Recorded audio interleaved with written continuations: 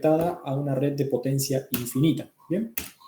Bueno, vamos a ver los objetivos, motivación, circuito y descripción de los ensayos que vamos a realizar.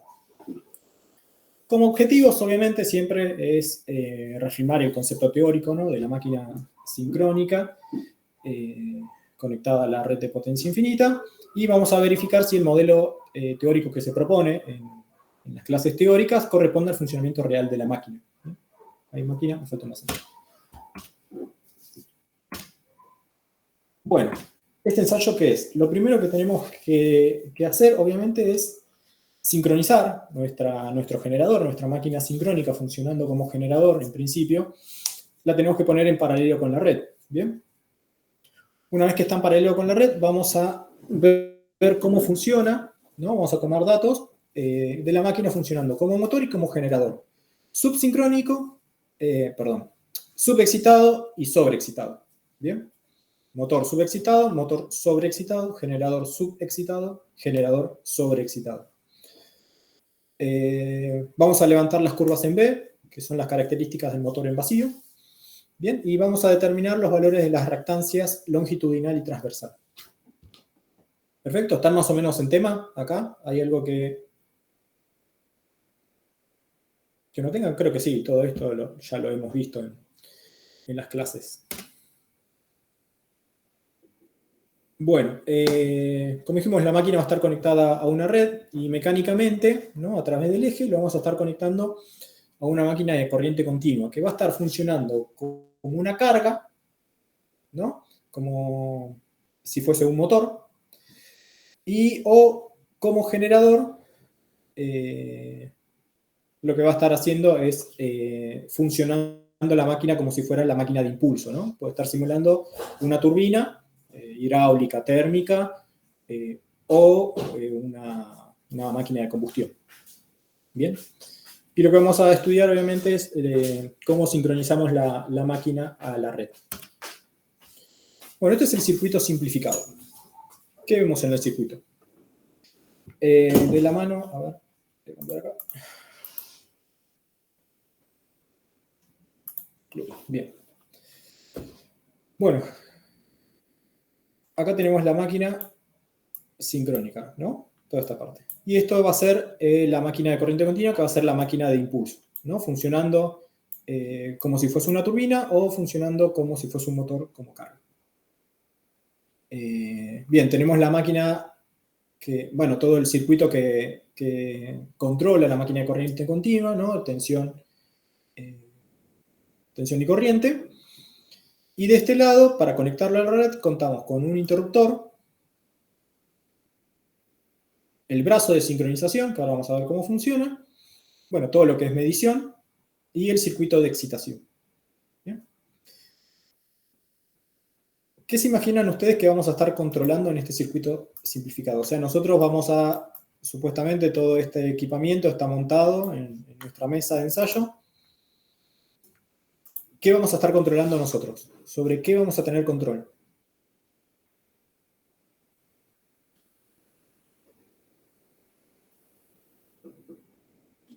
La tensión ¿De qué? de la red que le llega al motor. ¿De si se está? ¿Esta red? No veo el mouse. Pará. Ah, acá dice una flechita. Claro, esa ahí.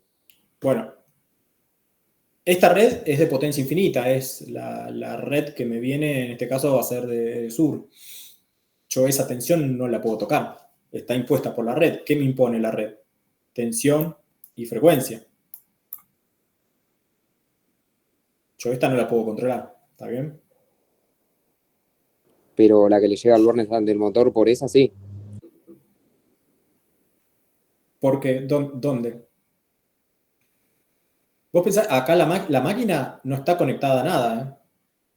Mira, está el interruptor abierto y el único medio, digamos, de conexión con algo externo es acá, es un vínculo mecánico. Entonces la excitación. Ahí está mejor. En la máquina voy a estar controlando la excitación. Bien, tengo control acá. ¿Y qué más?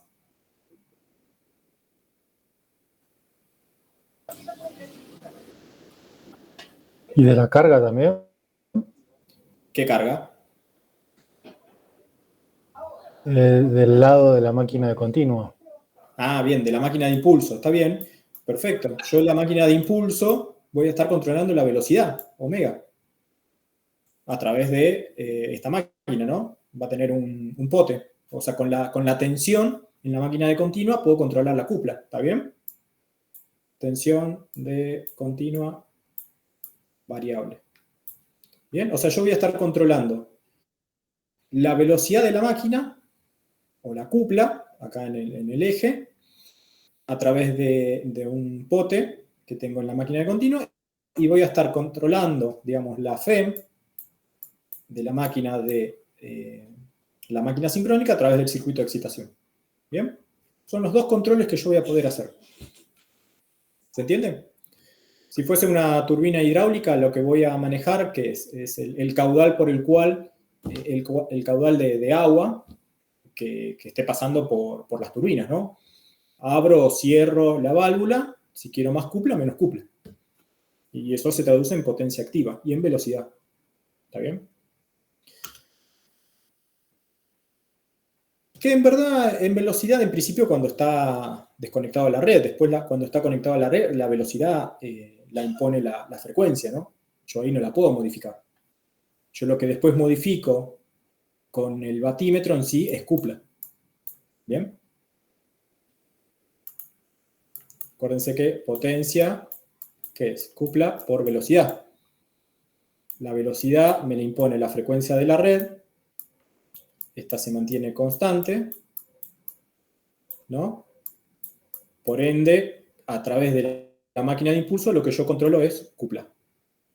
Y ahí obtengo potencia activa. ¿Bien? Bueno. Bueno, esta es la máquina Mockbox, ya la conocemos, ¿no? Son los datos característicos que tenemos. Y ahora le voy a cambiar de diapositiva, la podría haber puesto acá, pero bueno, vamos a ver cómo se sincroniza la máquina sincrónica a la red. ¿Bien? Vamos a cambiar acá. Creo que es esta. Bien, todos estos archivos ustedes los van a tener, así que tranquilo. Bueno, la sincronización. Sincronización y puesta en paralelo a la red. Obviamente la red es la que tenemos en el laboratorio, que es la red de 3x380, 220, 50 Hz, la nuestra baja tensión. La máquina sincrónica a ensayar está acoplada a una máquina eléctrica de impulso, lo que mismo diciendo que va a funcionar como motor. O como máquina de impulso. Sí, como motor, digamos, visto desde la máquina de continuo. Para la sincronización, ¿qué necesitamos? Esto es importante. Lo que necesitamos es lo que se llama un brazo de sincronización. Eso se llama así, no hay otra. Y está compuesto por tres instrumentos dobles, se le dice. Son 2 voltímetros, o sea, uno para el lado red y otro para el lado máquina sincrónica. Tenemos 2 frecuencímetros, igualmente, uno lado red, otro lado máquina, y un sincronoscopio. Bien. ¿Alguno ya tuvo la posibilidad de poner una máquina sincrónica en paralelo con la red?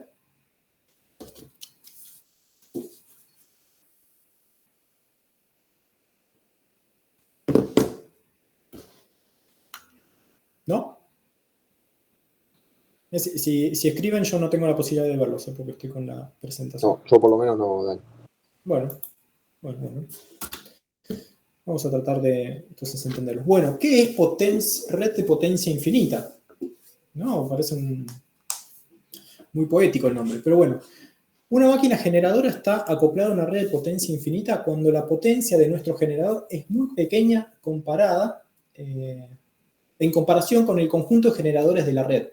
Bien, o sea, nosotros en nuestra red, el SADI, el sistema de conexión que tenemos, tiene un montón de centrales hidroeléctricas, centrales térmicas, bueno, parque eólico, tiene parques solares. y bueno, todo lo que es renovable ahora, entró bastante. Entonces, si nosotros tenemos un generador, por ejemplo, el que tenemos en campus, comparado a todas las máquinas que están conectadas a la red en ese momento, es insignificante. Entonces, decimos que toda la red del SADI, por ejemplo, es de potencia infinita. ¿Bien? Entonces, los ajustes que nosotros hagamos sobre los reguladores de nuestro generador, un regulador automática de tensión y el regulador de velocidad, no va a modificar las características de la red, o sea, la tensión y la frecuencia no se va a ver afectada. Entonces, el valor eficaz de tensión y frecuencia en la red de potencia infinita van a permanecer inmutables. Yo, para que pueda modificar la frecuencia y la tensión de la red, tengo que estar operando sobre una central hidroeléctrica, como puede ser Salto Grande, como puede ser Yacyretá. Puedo estar modificando la tensión con las máquinas sincrónicas, como decimos, de Ezeiza, que son máquinas muy importantes en comparación con toda la planta, con toda la matriz que tenemos generando en ese momento. Entonces ahí sí voy a estar modificando tensión y frecuencia. Pero con una máquina del tamaño con la que nosotros estamos operando, no movemos nada de eso. Bueno, acá es un ejemplo. Esto es un unifilar de la zona atlántica acá de Buenos Aires, de la provincia de Buenos Aires. Van a ver estaciones como Mar de Ajó, Mar del Tuyú, Las Toninas, San Clemente, Dolores, Chascomús, Bransen, tiene los códigos de letras. Ahora tenemos Viboratá, que va a estar conectada en 500. Estos son transformadores de 500 que van a venir desde Bahía Blanca. O sea, vamos a tener un vínculo de 500 kV que vaya hacia la costa. Bueno, voy a hacer eso. Bueno, tenemos Henderson. Todo esto es el sistema, digamos, que solamente acá está considerado, imagínense, en la costa. Y tenemos, fíjense que acá tenemos generación también, Miramar 2. Esta generación es eólica, tenemos parques eólicos. Acá está Eslostero, cerca de Olavarría, también es eólica, esto entró hace poco. Y después tenemos distintas generaciones en otras estaciones, así como en Villa Gesell. Las armas ya se quitaron, pero bueno, antes había generación acá. Acá tenemos generación, Barker 2, cerca de Olavarría, también todos generación. Mar del Plata, tiene la central 9 de julio. ¿Bien? Y todas estas máquinas están vinculadas a todo un circuito, y obviamente esto también a toda la otra parte de la provincia de Buenos Aires, y así también a toda la Argentina. Entonces, una máquina que yo opere acá, por ejemplo, el Miramar 2, un parque eólico, lo único que voy a estar haciendo es, ¿qué voy a estar aportando a la red en ese sentido? Yo puedo estar modificando la tensión en barra acá, en la barra de 132.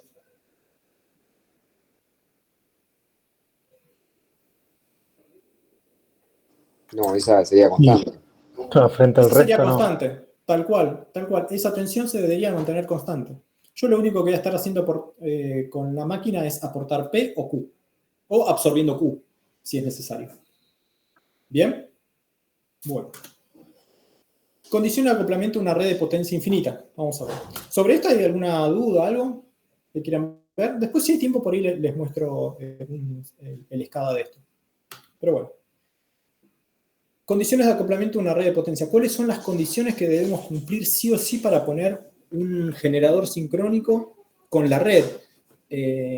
O sea, no es que yo tengo la red, vengo a la máquina, cierro el interruptor y lo estoy poniendo en red y ya puedo estar aportando P y Q a mi gusto.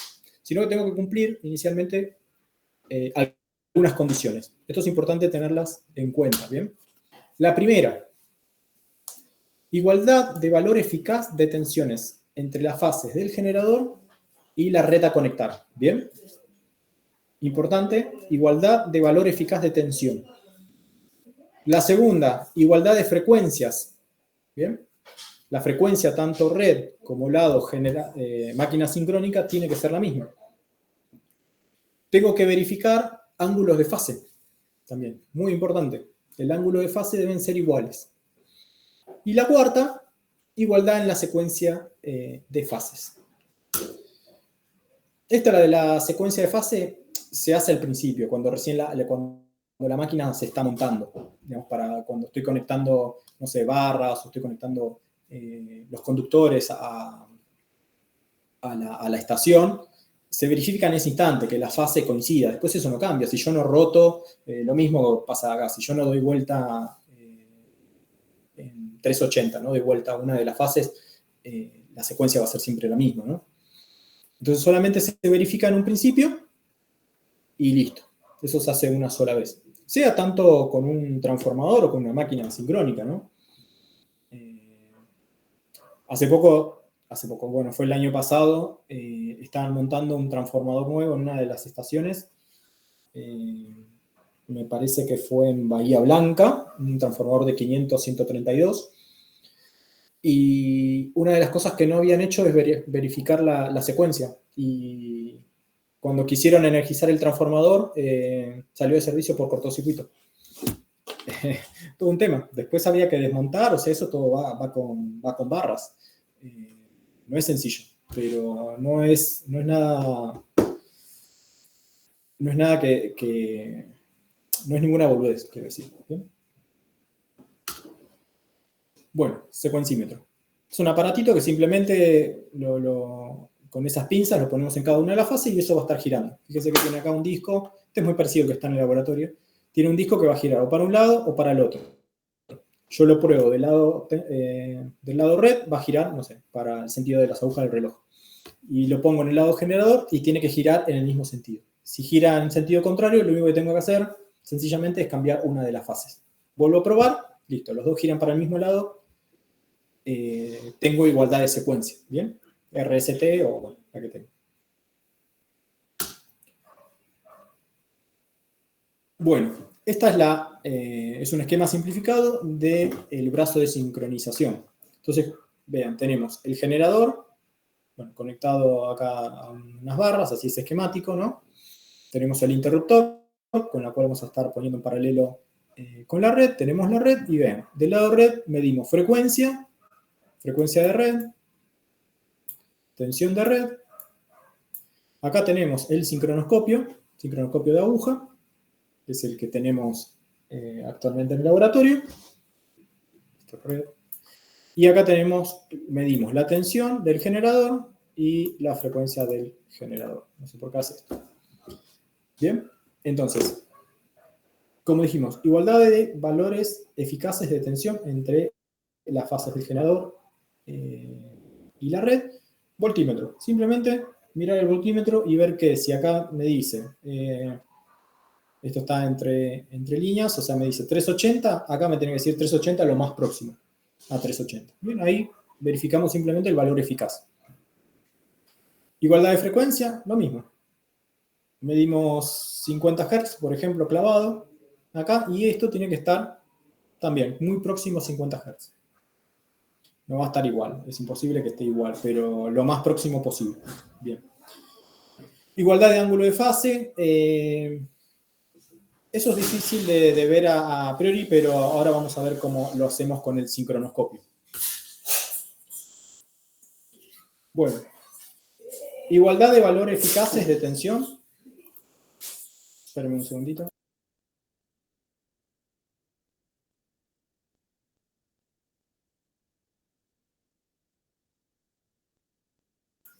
Ahí está, ¿me escuchan? Sí, sí. ¿Se escucha? Bueno, entonces como dijimos, ¿cómo hacemos la igualdad de tensión eficaz del generador? Bueno, operando sobre la corriente de excitación. Si yo opero sobre la corriente de excitación, lo que voy a estar controlando es la FEM del generador. Generador en vacío, ahora obviamente no tiene carga, no tiene nada. Lo que voy a estar haciendo es llevar lo más posible la tensión de la FEM, la tensión en bornes del generador, lo más parecido a la tensión de la red, operando sobre IF. Igualdad de frecuencia, regulando la velocidad de la máquina de impulso. Dijimos, modifico la velocidad de rotación de la máquina de impulso y lo que voy a estar modificando es la velocidad de giro de la máquina sincrónica. En consecuencia voy a estar modificando la frecuencia. Lo mismo. lo más próximo a la frecuencia de la red. Y la igualdad de ángulo de fase lo vamos a chequear con el sincronoscopio. ¿Bien? ¿Hasta acá? ¿Alguna duda, alguna consulta?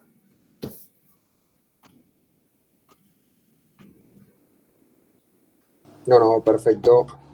Buenísimo. Sincronoscopio, ¿cómo funciona? Miren, tiene una aguja indicadora que gira en un sentido o en otro. O sea, esta aguja que está acá puede estar girando tanto para la derecha como para la izquierda. ¿Bien? ¿De qué depende? Depende de la frecuencia del generador, si es mayor o menor. O sea, en sí lo que están mirando es delta F. Mira la diferencia de frecuencia entre lado red y lado generador. La velocidad de la aguja es tanto más lenta cuanto más iguales son ambas frecuencias, ya que esta velocidad es proporcional a la diferencia de la frecuencia, ¿bien? O sea, esta aguja va a empezar a girar. Gira, gira, gira.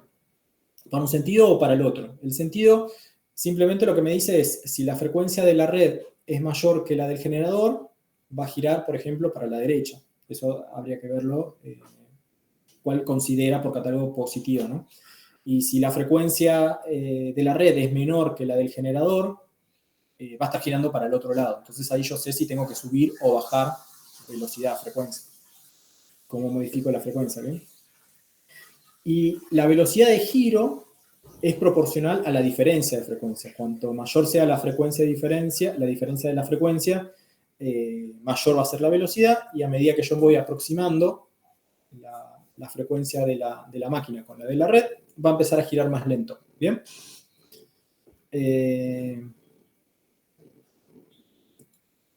La aguja se detiene cuando ambas frecuencias son iguales. ¿Bien? O sea, como dijimos, entonces cuando esto se hace 0, la aguja se va a detener. Si la aguja se detiene y está en el indicador acá superior, quiere decir que la máquina, la tensión de fase de la máquina y del generador son iguales. ¿Está bien? ¿Se entendió más o menos cómo trabaja el sincronoscopio? ¿La tensión o la frecuencia? No, las fases, ¿cómo mido las fases? Con los vectores de tensión. Yo lo que tengo que ver es que la fase, no sé, R del generador sea lo más parecido a la fase R de la red. Estos son los vectores de tensión.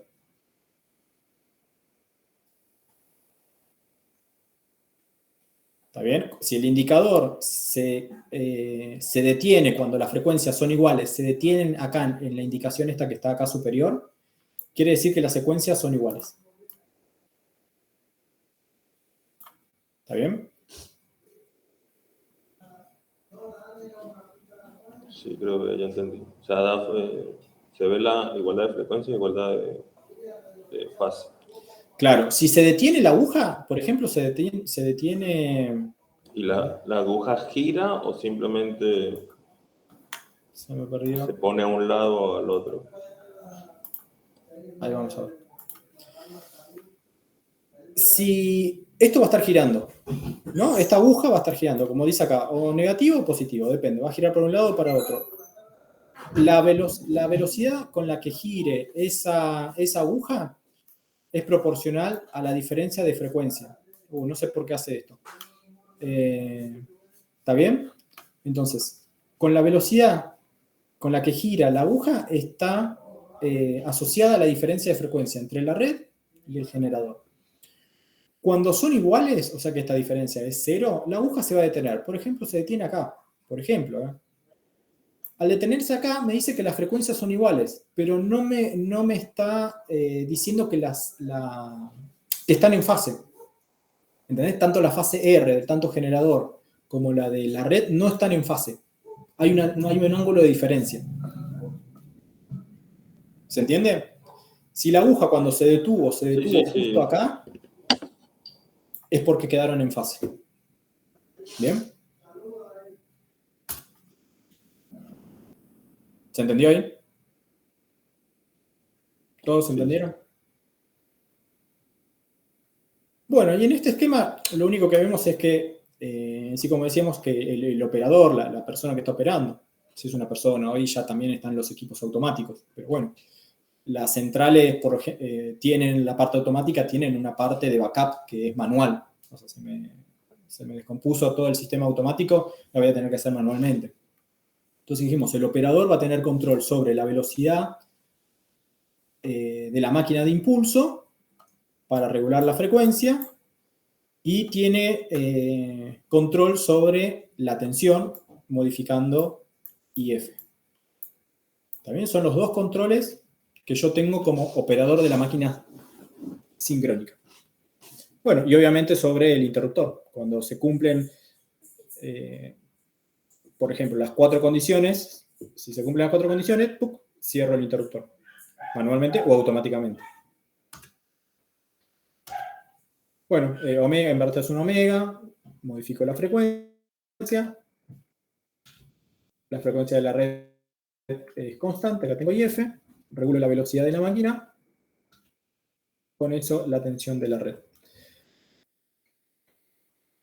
¿Cómo dice? Acá había visto, si va en este sentido, en el sentido antihorario, si la frecuencia de la máquina sincrónica es menor que la de la red, en este caso, por ejemplo, lo que le digo, o va a girar en este sentido, en el otro sentido, o va a girar como las agujas del reloj, si la frecuencia de la máquina es mayor que la de la red. ¿Bien? Va a ser la velocidad de giro. Bueno. Pero entonces lo voy a explicar de otra forma. Vamos a borrar esto. Vamos a hacer así. Pongo en marcha la máquina sincrónica. ¿Cómo la pongo en marcha? La empiezo a hacer girar con la máquina de impulso. ¿Está bien? Con eso voy a estar manejando la frecuencia. Bien, hasta ahora no tengo IF está en 0, no tengo excitación, o sea que la tensión de la máquina, si yo miro acá la tensión en bornes de la máquina, en salida de la máquina sincrónica, va a ser 0. Entonces, inicialmente pongo en marcha mi máquina de impulso. La llevo lo más próximo posible a la velocidad sincrónica, viendo que la frecuencia esté lo más próximo a 50 Hz. Una vez que llego a esto, comparo obviamente con la frecuencia de la red, y lo que empiezo a hacer es aumentar IF. Aumento IF de forma tal que la tensión va a estar variando, va a aumentar en este caso, y la voy a tener que comparar con la tensión de la red, ¿no? Entonces la llevo lo más cercana al valor que estoy midiendo del lado red. Una vez eso, pongo en marcha el sincronoscopio. Y ahí veo cómo gira. Si gira para un lado o gira para el otro, me va a estar diciendo si estoy a mayor o menor velocidad. Bueno, eso uno lo puede ver con el frecuencímetro, ¿no? Si está viendo que acá 50 Hz clavado y acá voy a tener, no sé, 50,05 o 49,5, ya me doy cuenta si quién está mayor o menor. Pero bueno, en principio el sincronoscopio me dice eso. La velocidad de giro me está dando la diferencia de frecuencia. Entonces yo ahora, viendo el sincronoscopio, lo que puedo hacer es un ajuste más fino de la máquina, ¿no? Depende de la velocidad con la que esté girando, voy a estar modificando la frecuencia con la máquina de impulso. Pero si yo modifico la frecuencia, ¿qué también estoy modificando en la máquina sincrónica? ¿Yo subo o bajo frecuencia? ¿Qué también se me modifica en la máquina? Las reactancias. Ojo que todavía la máquina no está conectada a la red, ¿eh? Todavía no la puse. El voltaje está... Perfecto, la tensión que voy a estar midiendo, acuérdense que la FEM de la máquina también depende de la frecuencia, 4,44 por el flujo, por F y por los factores. O sea, yo modifico F, subo, bajo, también me va a modificar la tensión. Entonces también voy a tener que estar ajustando la tensión cuando modifico la frecuencia. ¿Bien? Eso es importante siempre también chequearlo. Yo ahora lo que estoy haciendo es el ajuste más fino. Bien, ajusté frecuencia, voy a tener que ajustar un poco de tensión, subir o bajar, depende de cómo esté. ¿Está bien? Bueno, ahí más o menos está esquematizado. Esto va a girar una vez que la aguja no se va a quedar en cero porque es imposible que me queden en fase, pero esta aguja va a empezar a girar y va a empezar a girar muy lento porque ya las frecuencias son muy próximas. En el momento que yo veo pasar la aguja por el indicador superior acá, ¡tac!, cierro mi interruptor. ¿Está bien? Entonces ahí yo me garantizo que por lo menos estén lo más en fase posible. ¿Bien? ¿Se entendió el procedimiento?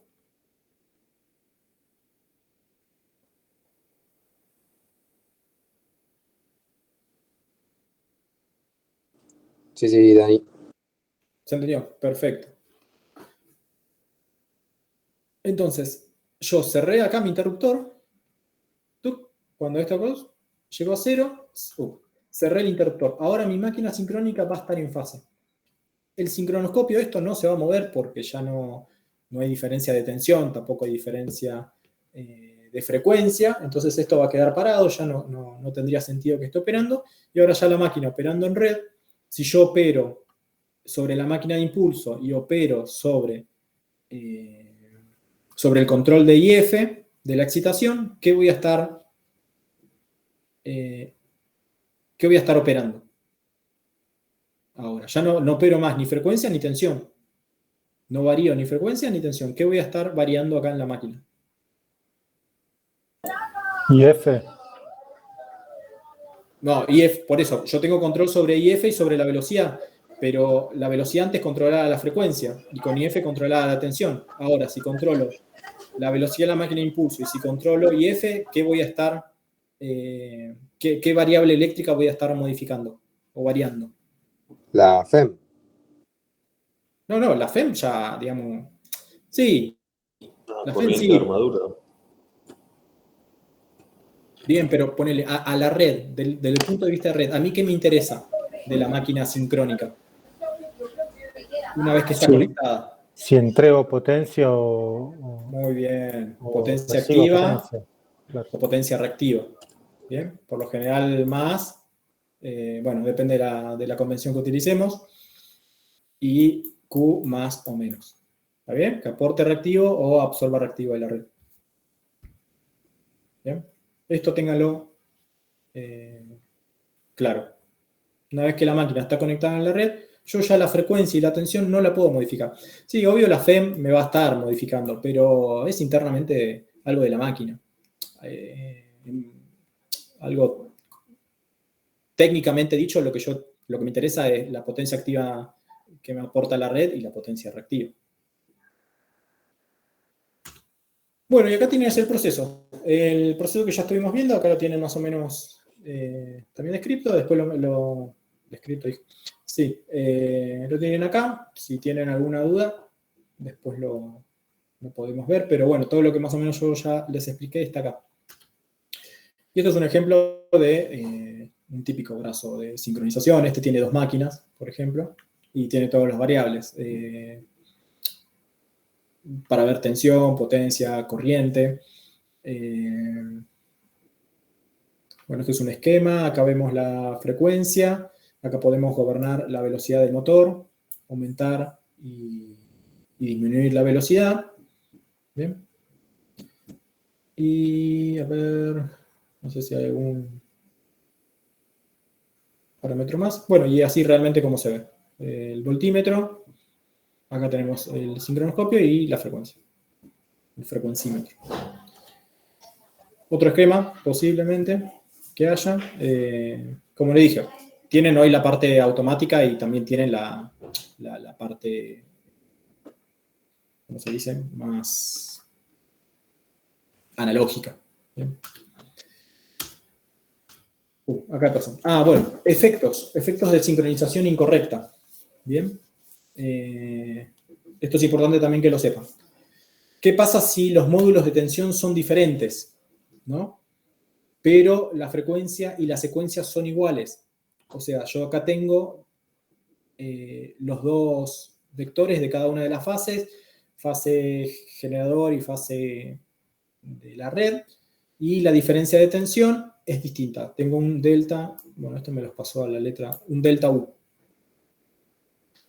Este delta U, cuando yo intento conectar a la máquina, lo que me va a aparecer es una corriente reactiva. ¿Se acuerdan que yo les había dicho que generalmente se dice que la potencia reactiva va de un valor de mayor tensión a menor tensión? Yo puedo intuir para qué lado va a ir la potencia reactiva. Entonces, esta diferencia de tensión, si yo conecto a las máquinas, en ese momento, en ese instante, va a aparecer una corriente reactiva ahí circulando. Si tenemos una diferencia de frecuencia, pero las tensiones son iguales, esta diferencia de frecuencia lo que me va a hacer es que aparezca una cupla. Bien, va a ser como un sacudón, que en sí lo hace porque tanto la máquina sincrónica como la red no están a la misma frecuencia, pero están tan próxima que el sacudón, cuando la máquina se pone en red, hace y después se estabiliza. Pero aparece una pequeña cupla, motivo de la diferencia de frecuencia. ¿Cómo lo podemos ver? En la red vamos a tener una corriente que va a estar una frecuencia y en la máquina va a estar una corriente, esto es en este instante, va a aparecer una corriente que va a estar a frecuencia omega 2. Entonces esa diferencia de corrientes a distinta frecuencia es lo que me va a generar una cupla. Entonces provocan esfuerzos mecánicos entre el generador y la máquina de impulso. ¿Bien? Corregimos variando la velocidad de la máquina de impulso, pero también se debe ajustar IF para mantener la tensión. Y esto es importante. Esto, ténganlo en cuenta, seguramente son preguntas. ¿Qué pasa si la secuencia de fase es incorrecta, pero tensiones y frecuencias iguales? Vean. Fíjense que tenemos A y B que en sí están en el mismo sentido, por decir así, hay una diferencia de ángulo, pero vean que la secuencia, si vemos A, C y B, tiene un sentido, y si vemos A, C, acá, y B, tiene otra secuencia, ¿lo ven?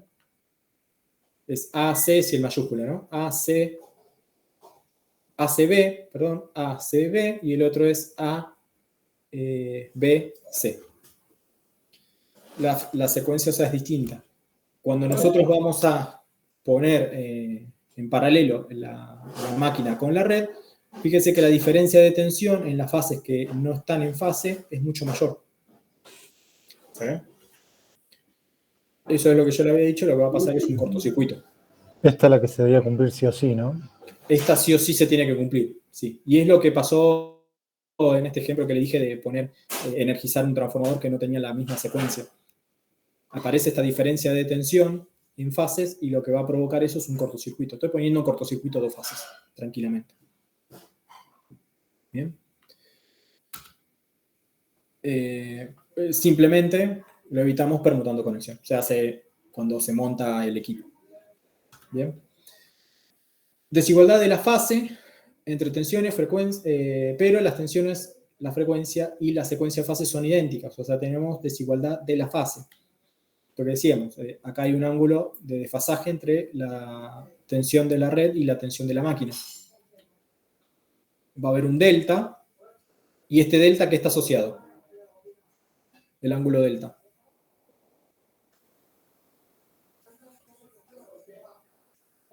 ¿A qué asociamos el ángulo delta?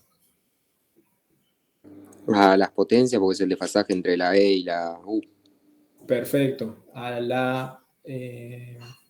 El ángulo de potencia, excelente. Entonces, si tenemos el ángulo de potencia acá presente, se nos va a aparecer una cupla.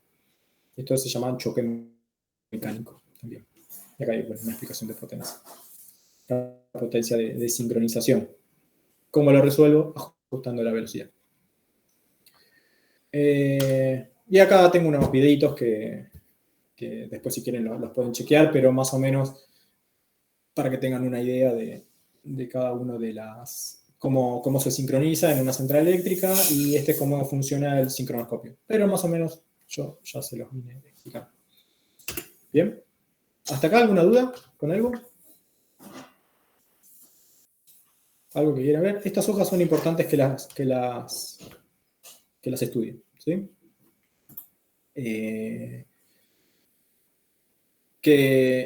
Cuáles son las condiciones de sincronización y los efectos de una sincronización incorrecta. ¿Bien? Descargamos. Y volvemos a la otra y avanzamos. ¿Venimos bien hasta acá? Bueno, luego de la sincronización, en principio no estamos aportando ningún tipo de potencias a la máquina, ¿no? Lo que hicimos fue tratar de simplemente mantener la frecuencia y la tensión ahí estables. Ahora vamos a utilizar las máquinas, ¿no? Dice, utilizaremos ambas máquinas funcionando en cada momento, una como motor y otra como generador. Van a ir alternando su funcionamiento. O sea, estamos hablando de la máquina sincrónica y la máquina de corriente continua, ¿no? Y vamos a variar la corriente de excitación, tratando de pasar por los estados de subexcitación y sobreexcitación. Y así vamos a trabajar en los 4 cuadrantes, ¿no? Como motor, como generador, subexcitado o sobreexcitado. Y vamos a levantar esta tabla. O sea, ya la tabla ya tienen ustedes los datos para poder trabajar. Vean, levantamos 3 valores con la máquina trabajando como generador. Voy a poner el puntero. Como generador a potencia constante, potencia activa constante, subexcitado. ¿Bien? Y tomamos 3 series de valores. Medimos P, Q, el coseno phi, corriente de armadura, corriente de excitación. ¿Bien? Fíjese que la potencia trata de ser constante, ¿no? Después, por ahí me dirán por qué no es constante. ¿Está bien? Como alguna conclusión, por ahí. Bien, y fíjese que varió Q, obviamente varía el coseno phi, la corriente de armadura y la corriente de excitación. Luego, como generador, lo que hacemos es mantener la excitación constante y vamos a trabajar en la zona sobreexcitada. Bien, y ahí lo que hacemos, tomamos 5 valores. ¿Bien? 5 valores, después nuevamente con la excitación constante en estado sobreexcitada, ya lo pasamos a modo motor. O sea, la máquina sincrónica empieza a absorber potencia activa de la red. Fíjense que cambia el signo. Y como está sobreexcitado, también empieza a absorber potencia reactiva de la red, también cambia el signo negativo. Lo mismo pasaba acá, ¿no? Está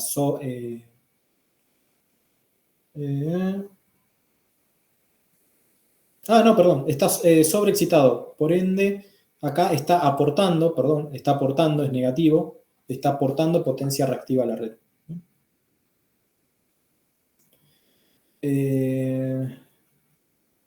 Excitación constante, fíjese más o menos la excitación está ahí en el orden de los dos, en promedio 2,2 por ahí.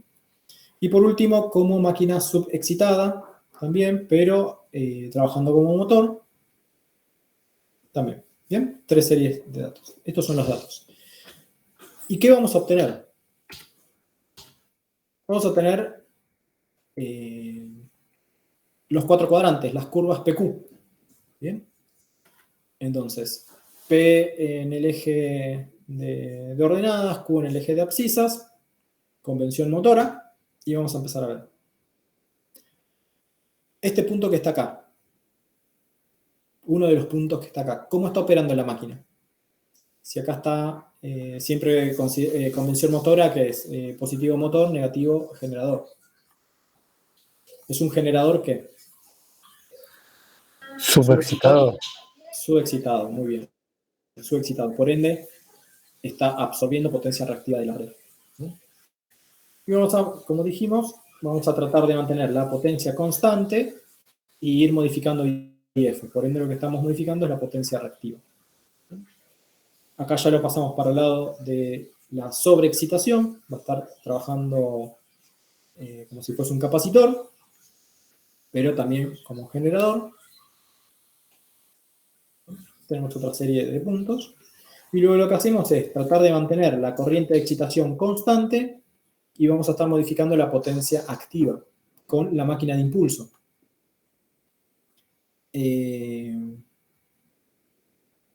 O sea, acá lo que estamos haciendo es reducir la potencia activa como generador, o sea, estamos disminuyendo la cupla de la máquina de impulso hasta llevarlo a un estado de cero. O sea, no está aportando ni recibiendo potencia reactiva. Activa, perdón. Está simplemente funcionando como que acá.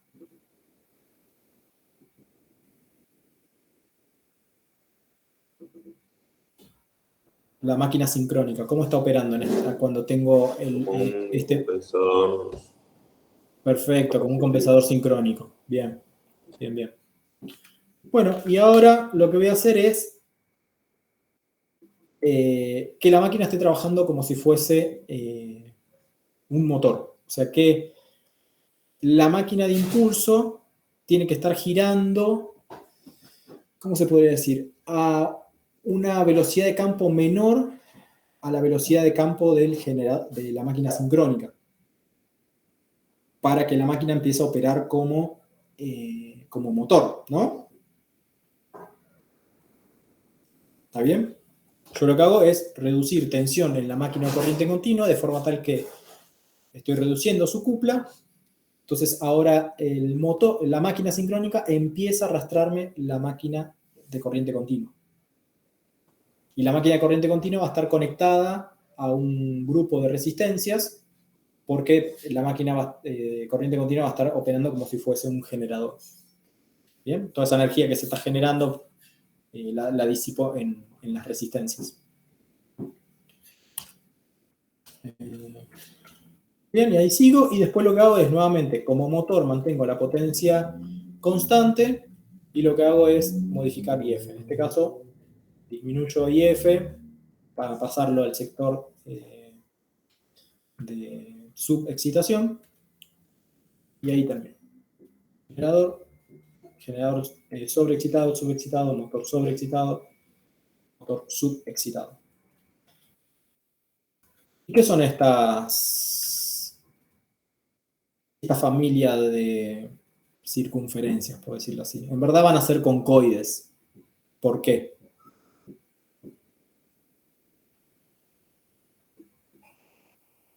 ¿Por qué sería esto un diagrama de concoides?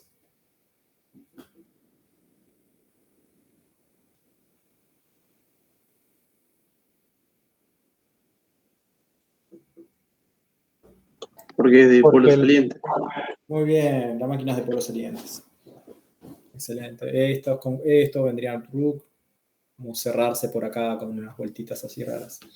Esta familia de concoides son familias de IF constante, ¿no? ¿Se acuerdan?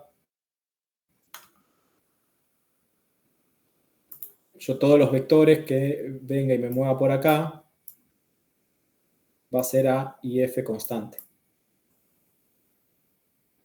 IF, en verdad esto sería así, IF constante. IF1, IF2, toda esta familia de IFs me van a hacer una concoide, van a terminar por acá con una forma rara. Y se acuerdan que en el diagrama de concoides no llega el 0, no es un punto. Esto tranquilamente puede ser que sea IF igual a 0, sino que tiene un radio. ¿No? ¿Se acuerdan de eso? Bien, voy a dar esta familia y estoy considerando en este caso la potencia como si fuese lineal, ¿no? Una recta, que en verdad sabemos que no lo es. ¿No? ¿Cómo es en verdad? Tiene una curvatura así, digamos. ¿Por qué? Porque hay que considerar las pérdidas. Bueno, eso ténganlo en cuenta para las conclusiones. Y las familias de P constantes van a ser así. ¿Hasta acá alguna duda con algo? Ustedes lo que van a tener que hacer es con los datos que le dimos, bueno, con la tabla que vimos anteriormente, es dibujar ese diagrama como ya saben dibujar, digo, entre comillas, como lo vimos en la teoría. Bien, en la guía igual está desarrollado. Así que lo van a poder hacer. ¿Acá alguna duda con esto?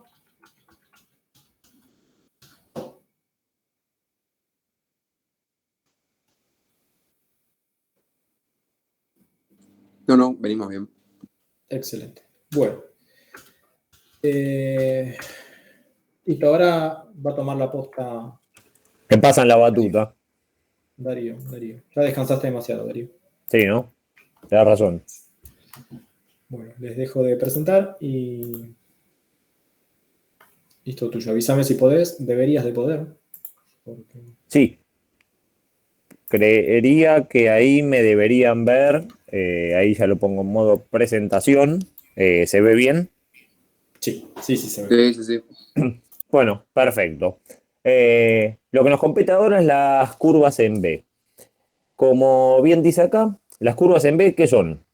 Una representación de la corriente de armadura en función de los distintos valores de la corriente de excitación, todo esto estipulado a carga constante. Es decir, las curvas en B nos van a representar en función de IF, la corriente de armadura en función de IF, perdón, para potencia de salida y tensión constantes. P y B van a ser constantes. En estas curvas vamos a poder apreciar los distintos sectores de sub y sobreexcitación y los distintos valores de coseno phi de nuestra máquina. Esto es lo que vamos a ver. Y en particular vamos a ensayar la máquina como motor funcionando en vacío y vamos a obtener, como bien indicamos aquí, 3 pares de valores como motor sobreexcitado, otros 3 pares de valores como motor subexcitado y por último vamos a obtener el valor de IF tal que logre la mínima corriente de armadura, casi nula. De esto van a recibir esta misma tablita que les estamos mostrando con los 3 pares de valores para cada caso. Y no está en sí. modo presentación, por lo menos solamente se ve la primera parte de las curvas en B. Ah, espera, menos mal que me dijiste, Dani, porque yo lo estoy pasando y estoy hablando como si... Yo ahí lo tengo en modo presentación, ustedes no lo ven, ¿verdad? Que se pasa. Ahora vamos a salir. No sé qué compartiste, si compartiste toda una pantalla o solamente, viste que varía eso. Sí, vamos a probar saliendo y volviendo nuevamente a ver si me lo toma. Porque si no voy a estar hablando sobre algo que no están viendo y no es la idea.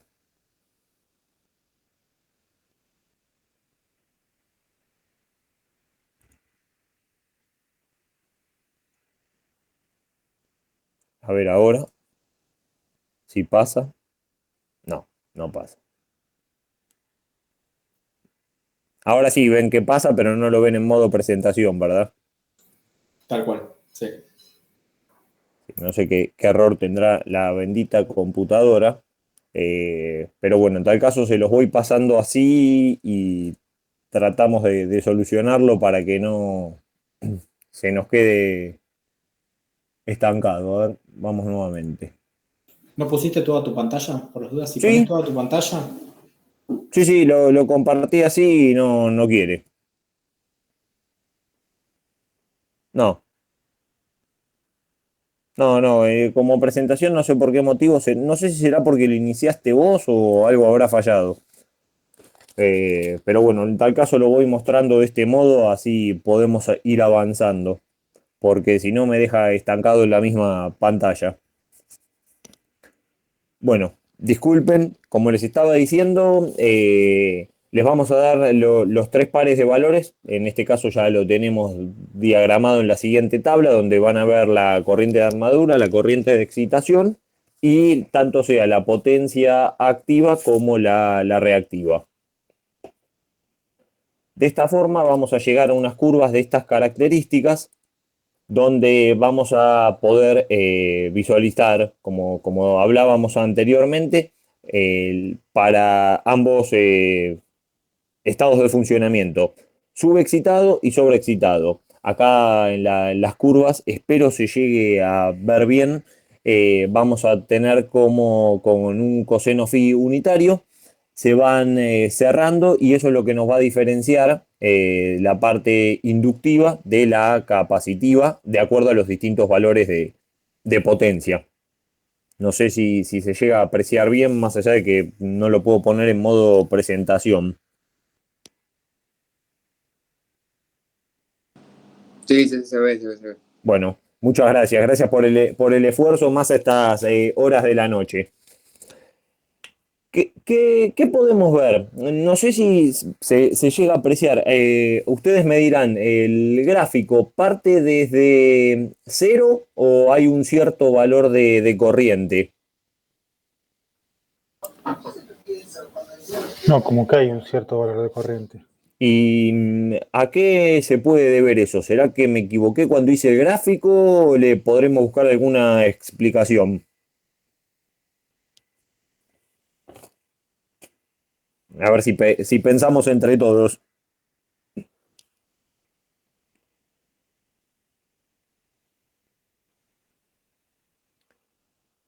¿No se nos ocurre nada? Para la magnetización de la máquina, ¿puede ser? Por ahí queremos arrimarnos. Pensemos lo siguiente. ¿Por qué va a haber una corriente de armadura mínima siempre? ¿Por qué siempre vamos a tener un IA mínimo y nunca nulo? O sea, nos vamos a acercar a ello, pero vamos a llegar a un valor mínimo. ¿A qué se les ocurre que puede estar pasando? ¿Qué efecto podemos estar viendo con esa IA mínima? Por las pérdidas.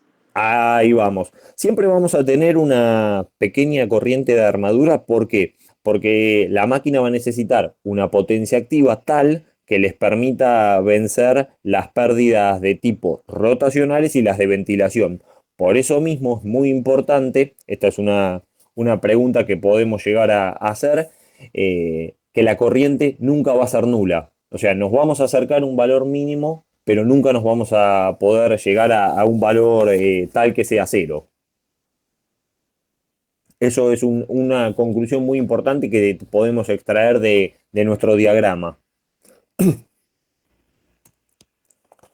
Otro punto que estaríamos viendo en el trabajo práctico, la verdad que este es uno de los trabajos prácticos más interesantes de ver, ya sea por la parte de puesta en paralelo, como en los ensayos en los distintos estados de funcionamiento del motor, como porque vamos a poder ver que el teorema de Blondel realmente tiene una explicación práctica, es decir, que podemos determinar en forma práctica las reactancias de eje directo como la de eje transversal. ¿Qué vamos a hacer? ¿Cómo es que vamos a realizar la determinación de cada una de las reactancias? Vamos a comenzar con la de el eje longitudinal. Para eso, las condiciones de ensayo son las que mencionamos, donde el motor va a trabajar en vacío. Es decir, vamos a tener una potencia igual a cero, una corriente de armadura mínima, solamente vamos a asumir que vamos a desperdiciar, justamente por ser mínima, las pérdidas de efecto Joule en los devanados, y no vamos a tener excitación, es decir, IF va a ser nula. Se imponen así ciertos efectos en la máquina.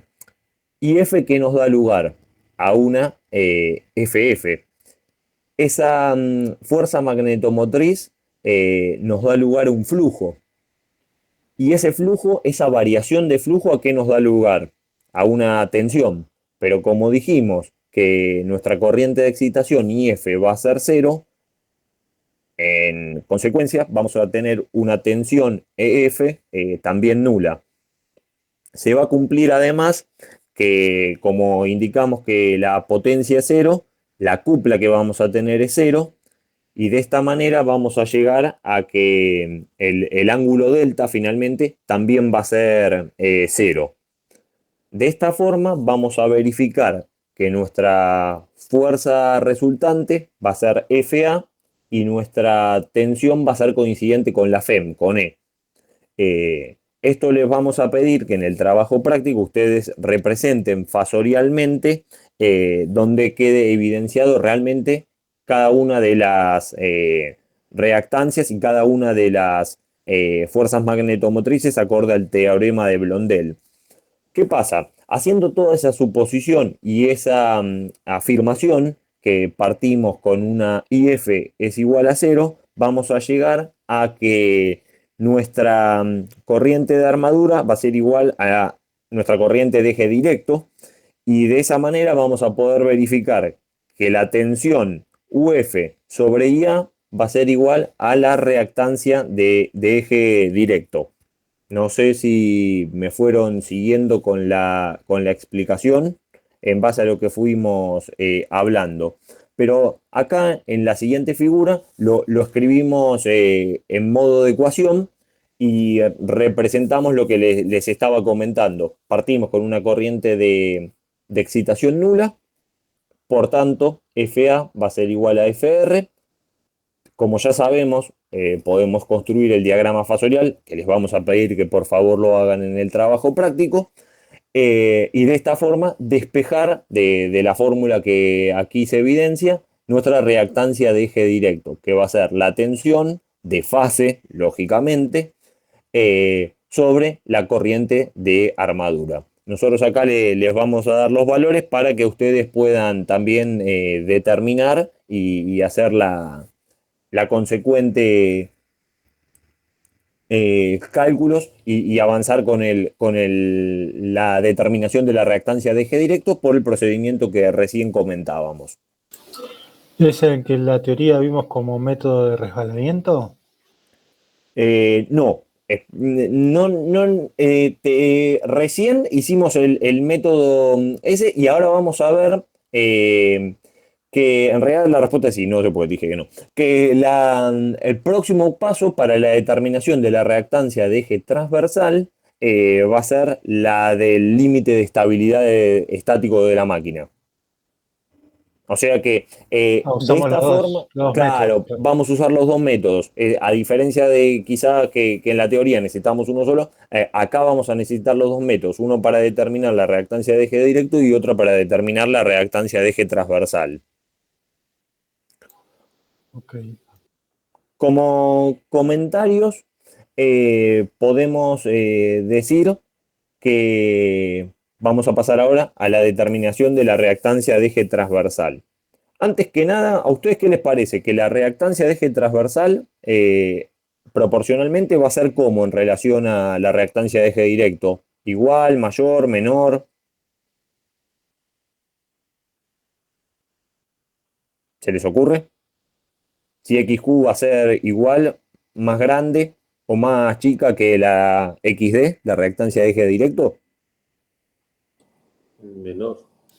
Debería ser más chica. ¿Por qué debería ser más chica? Yo mirando por el método de resbalamiento, cuando la calculo de manera similar, la divido por la corriente de armadura máxima y no por la mínima. Entonces, mirando esa fórmula, no hago la suposición. Ok, llegaste al resultado correcto, pero de otra manera. En rigor es porque la XQ siempre va a ser menor que la XD porque es mayor la reluctancia. La reluctancia. Sí. De entrehierro en el eje de cuadratura. Vos pensás que acá tenemos dos polos, no va a ser una... justamente es la característica de la máquina de polos salientes, que la reluctancia no es constante. Entonces esto va a dar que habitualmente lo vas a poder verificar en los cálculos, va a ser entre un 60 y un 70% de la reactancia de eje directo. Como dijimos recién, para determinar la reactancia de eje transversal, lo que vamos a necesitar es utilizar el método de la máxima corriente reactiva en retraso. Es decir, vamos a hacer que la máquina pierda la estabilidad, básicamente, acá. Y es lamentable no poder estar haciéndolo en la práctica porque más allá de lo que vayamos a evidenciar con los instrumentos de medición, cuando eso sucede, la máquina genera un ruido característico que nos denota que perdió el sincronismo, que algo sucedió y algo no está dentro de lo que esperábamos. Pero bueno, aislándonos del tema este que nos perdemos el sonido que realiza la máquina, vamos a hacer lo siguiente. Como les dije, vamos a utilizar el método de la máxima corriente reactiva en retraso. De esta manera, lo que vamos a hacer es vamos a seguir utilizando nuestra máquina sincrónica como motor en vacío y al principio vamos a estar con su corriente de excitación nominal, una condición normal de funcionamiento. Luego, ¿qué vamos a ir haciendo? Vamos a ir reduciéndola en forma paulatina, en forma lenta, en forma escalonada, y de tal forma vamos a llegar a un valor que nuestra corriente de excitación va a llegar a un valor nulo. Hasta ahí vamos, es decir, partimos de una condición de funcionamiento normal y vamos reduciendo la corriente de excitación hasta llegar a cero. Próximo paso, ¿qué es lo que vamos a hacer? Vamos a invertir la polaridad de la corriente de excitación. Es decir, vamos a estar comenzando a incrementar su valor, pero con la salvedad que lo hacemos en sentido inverso. A medida que la corriente de excitación que nosotros vamos suministrando es cada vez más y más negativa, la corriente que va tomando la máquina de la red va incrementándose. ¿Por qué? Porque la máquina intenta mantener el flujo resultante impuesto de manera constante, es decir, que no haya una variación del mismo. ¿Esto qué va logrando? Que se retrase cada vez más respecto a la tensión.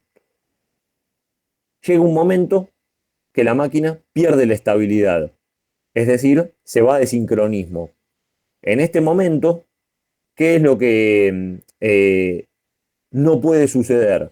No puede variar instantáneamente el flujo, es decir, no puedo tener un cambio instantáneo de flujo porque esto estaría fuera de las leyes de la conmutación.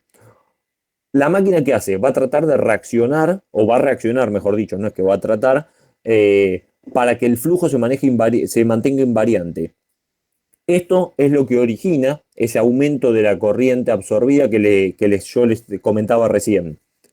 En este instante vamos a notar, esto es literalmente en ese instante, que el rotor de la máquina coincide, si despreciamos nuestras pérdidas, que es una suposición, con el eje transversal. Es decir, el rotor de la máquina se encontraría alineado con el eje QQ.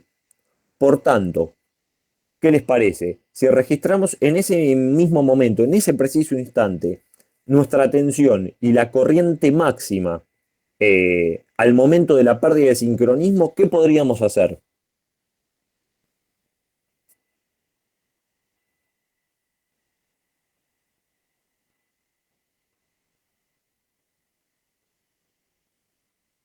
¿Me escuchan?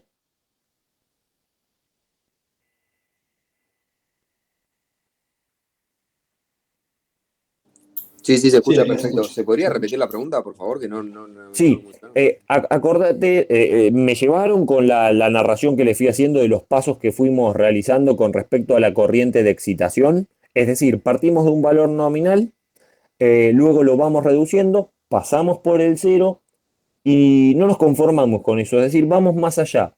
Ahora, con sentido inverso, comenzamos a incrementar su valor, hasta lograr que la máquina pierda el sincronismo. Es decir, va a haber un instante en el que la máquina, el rotor de la máquina, va a coincidir con el eje QQ. Entonces, si yo en ese preciso instante en el que el rotor tiene la posición del eje transversal, relevo la tensión y la corriente máxima instantánea, ¿qué es lo que puedo llegar a obtener? ¿Qué les parece? Y ahí la XD. Pero coincide con el eje transversal, le decíamos, el rotor. ¿Te parece que podríamos obtener la reactancia de eje directo o la reactancia de eje transverso sería?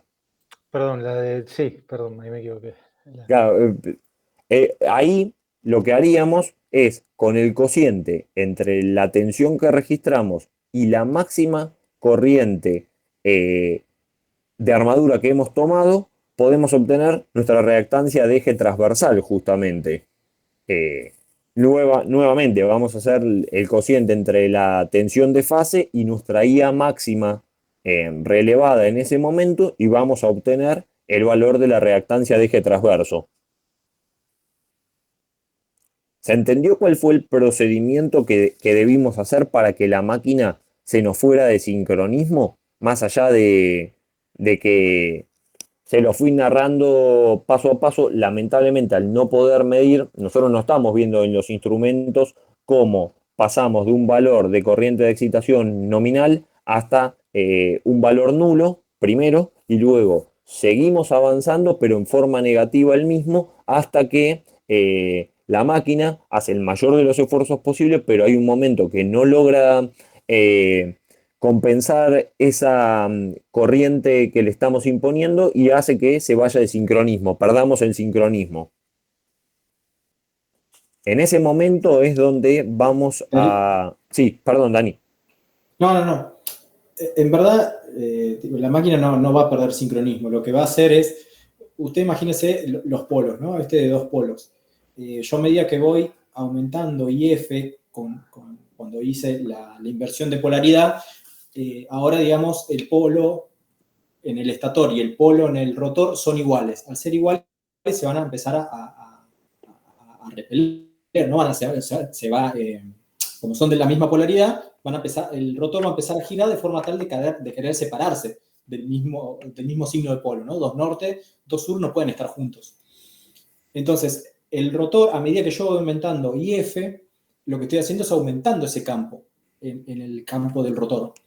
Entonces va a empezar a alejarse, va a tratar de alejarse de forma tal que va a llegar tanto a ponerse en cuadratura. En ese momento vamos a registrar la I de armadura máxima. Eso lo registra el Fluke.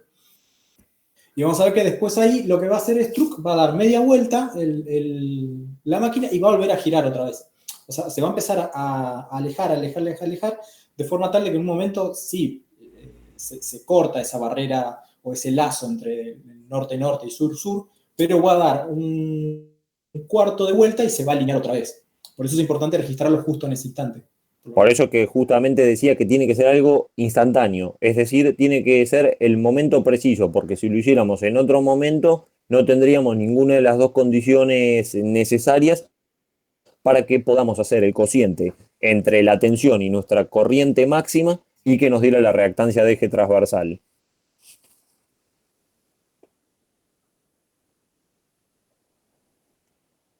¿Se ve lo que queremos que más o menos se entienda? No sé si fuimos por ahí claros. No es fácil de explicarlo, por lo menos a mí sin las máquinas presentes, la verdad que no es muy sencillo explicar esto. Pero el procedimiento más o menos lo tienen y ¿qué es lo que estamos buscando?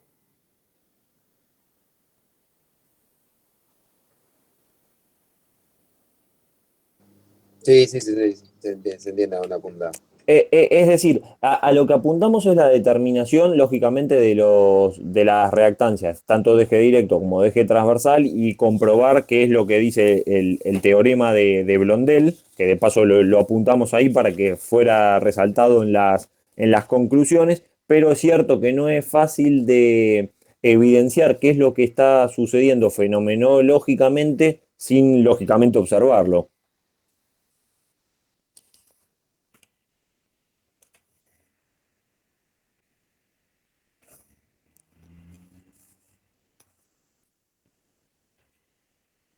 No sé si Dani, vos tenés algo más para acotar, ¿alguno tiene alguna consulta al respecto de qué fue lo que estuvimos tratando de transmitirles, particularmente en esta segunda y última parte donde intentamos determinar cada una de las reactancias de la máquina?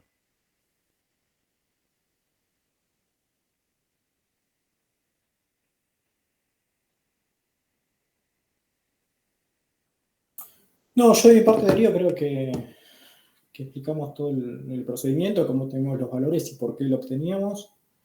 No sé si alguno de los chicos tiene alguna duda, alguna consulta con algo.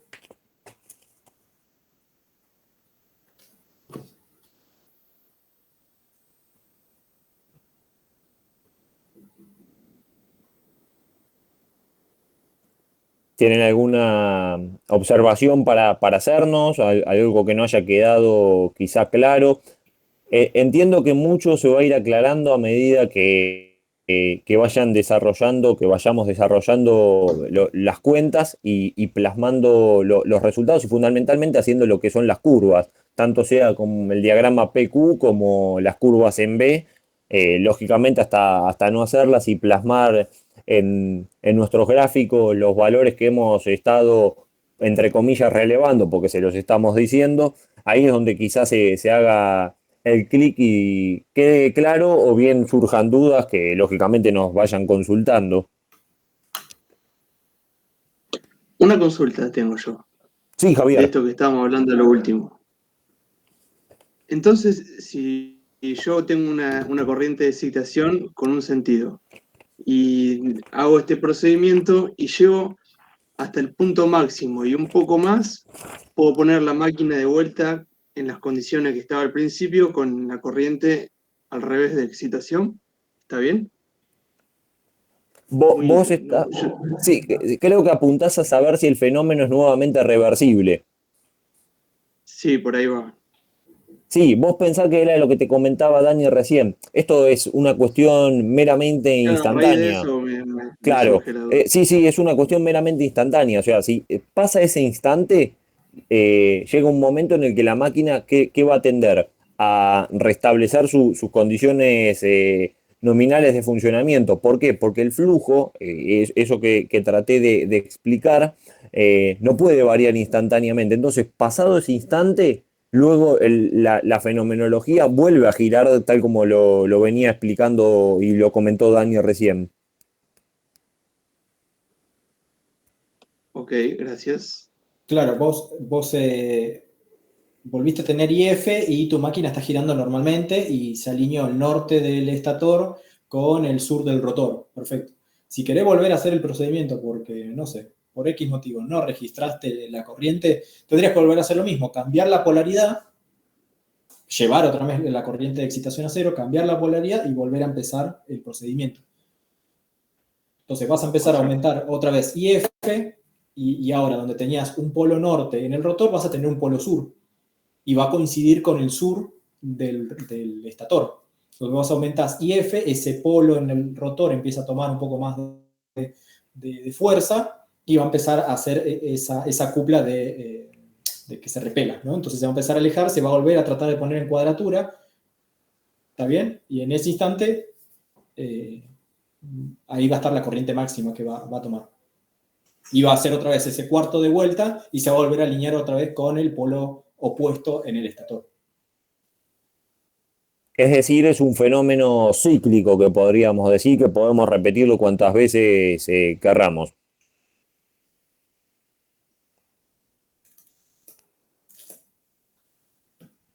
¿Se entendió más o menos, Javier? ¿Nos hicimos entender? Sí, quedó claro. Sí, buenísimo. Bueno, yo sin más, si no tienen ninguna consulta más, este TP es muy sencillo, realmente. Yo les pondría como... La última clase es digamos, del calendario, es el sábado 4, ¿no? Ponerlo el miércoles 1 de diciembre. ¿Está bien? O sea, los responsables de los TPs, grupo 1, 2 y 3, para esa fecha tienen que estar entregados los TPs. Nosotros le vamos a pasar, como venimos registrando, igual está todo en el aula virtual, se lo pasamos a Juan y a Marcelo.